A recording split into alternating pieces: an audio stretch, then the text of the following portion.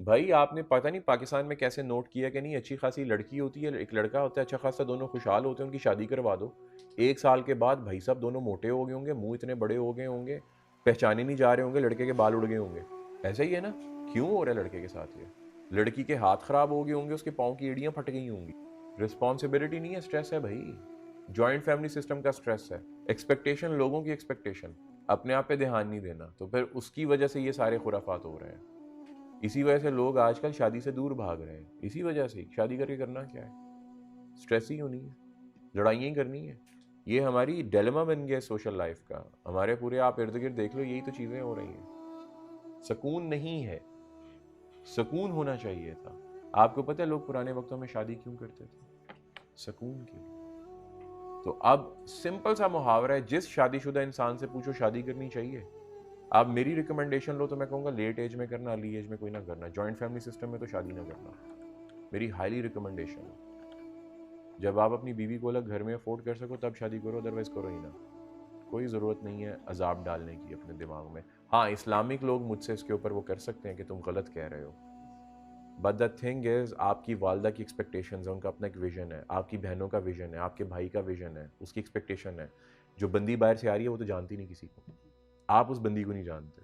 अगर आपकी love marriage भी हो रही है तब भी नहीं आप उस बंदी और उस बंदे को जानते एक दूसरे को, क्योंकि वो लव मैरिज में जब आप एक दूसरे से बातें कर रहे हो ना, तो अच्छाई वाली बातें कर रहे हो, एक दूसरे का पब्लिक सेल्फ दिखा रहे हो कि आप कितने अच्छे हो, वो कितनी अच्छी है। लेकिन जब आप घर में रहना शुरू होते हो ना, तो आप एक दूसरे के सामने असलियत लेके आते हो। हमारे पाकिस्तान में मेन जो कॉज ऑफ स्ट्रेस है वो दो हैं, एक फाइनेंशियल इंस्टेबिलिटी और number two miss match of visions. जो माँ बाप होंगे उनका अपनी बहू के साथ विजन डिफरेंट होगा, जो भाई आपके, क्योंकि जॉइंट फैमिली सिस्टम में हो ना, उनका विजन डिफरेंट होगा। वो आपकी बीवी से कुछ और एक्सपेक्ट कर रहे हैं, आपकी बीवी को पता ही नहीं है क्या एक्सपेक्ट कर रहे हैं।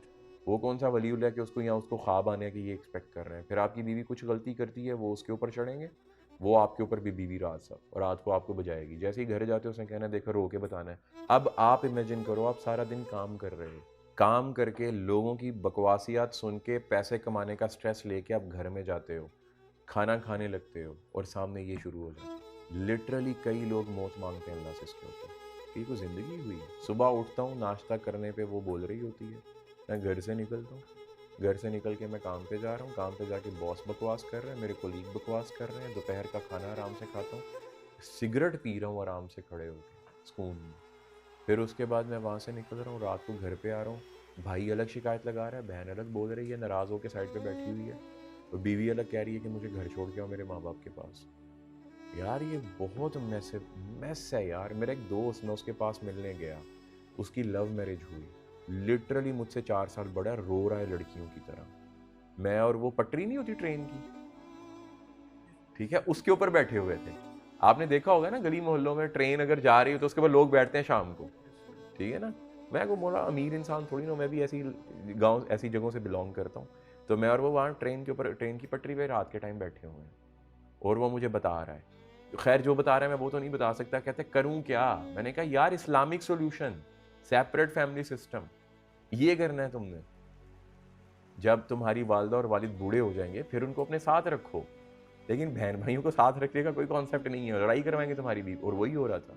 कहता है अब हफ्ता हो गया ना मेरी अम्मा मेरी बीवी को बुला रही है, ना मेरी बीवी मुझे बुला रही है, ना मैं इन दोनों को बुला रहा हूँ। बाहर से आया था 2 साल के बाद छुट्टी पे, कहता है मेरी छुट्टी तो खाक हो गई ना, मुझे कोई वे आउट बताओ। मैंने कहा यार मैं कौन सा कोई बड़ा सोशल साइंटिस्ट हूँ, ठीक है, जो मैं तुम्हें वे आउट बताऊंगा, मैंने ये सारे काम किए हुए हैं, यही है भाई, इस्लामिक सिस्टम को फॉलो करो, कहानी ख़त्म। बस ये चीज़ें हैं मेन हमारे पाकिस्तान की स्ट्रेस की रूट कॉज, दो, फाइनेंशियल इंस्टेबिलिटी और फैमिली सेटअप। कसम से अगर ये दो सही हो जाए ना, तो पाकिस्तान की आवाम इतनी टैलेंटेड है ना, इसको सोचने का टाइम मिलेगा, ये हर चीज़ में जुगाड़ लगा सकते हैं। फिर ये नए नए इनोवेटिव आइडियाज़ निकालेंगे, फिर पाकिस्तान तरक्की करेगा। और हमें मार इन दोनों में पड़ रही है आजकल। मार किस में पड़ रही है? Financial instability.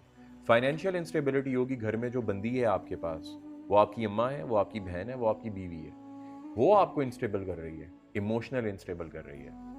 फिर आपके यार दोस्त हैं, किसी यार दोस्त ने गाड़ी ले ली, आपको वहाँ से प्रॉब्लम आ गई, यार मैं और ये इकट्ठे बचपन में खेलते थे, उसके पास गाड़ी है, बड़ा घर है, मैं किराए पे रह रहा हूँ, बाइक पे जा रहा हूँ। तो ये सब मिलके क्या बना रहे हैं? स्ट्रेस। आप देखो